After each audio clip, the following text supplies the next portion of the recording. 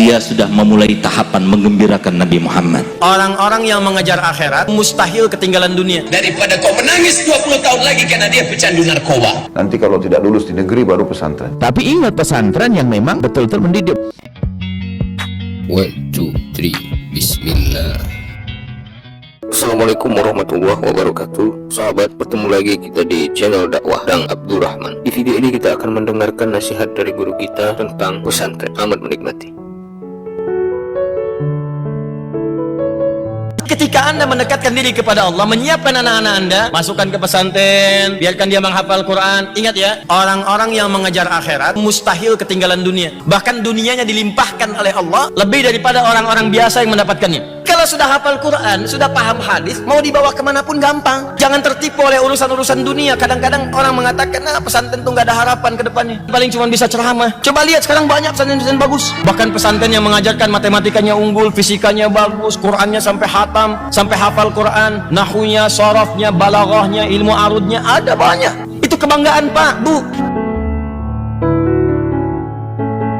Menyekolahkan anak-anak di pesantren itu kebaikan. Jangan selalu jadikan pesantren itu nomor kesekian. Kalau anaknya tidak mau dengar, kalau kau tidak mau dengar, nanti ayah ibu pesantrenkan. Nanti kalau tidak lulus di negeri baru pesantren. Kesannya pesantren itu tempat yang tidak enak dan tempat pembuangan. Semua anak-anak nolak.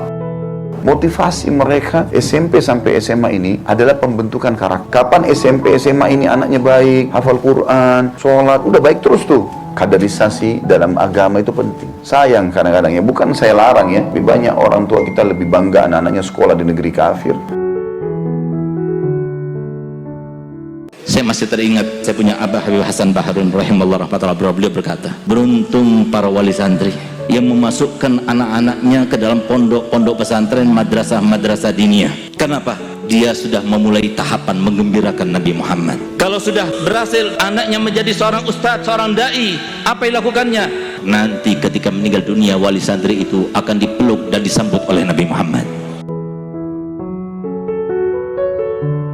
Kita perhatikan dengan keadaan zaman semacam ini, yang kadang kita sendiri pun juga tidak bisa menahan untuk tidak megang HP yang selalu disaksikan oleh anak-anak kita. Kita salah dalam hal itu. Kenapa kok kita harus lempet HP di tangan terus? Agar kita sadar dalam mendidik anak, maka dalam keadaan ini kita paham tujuan, kita ingin membebaskan anak kita dari sebab-sebab yang menjadikan mereka tidak fokus, maka lihat, begitu cerdas, begitu mudahnya untuk paham bahwasanya pentingnya dunia pesantren. Tapi ingat, pesantren yang memang betul-betul mendidik.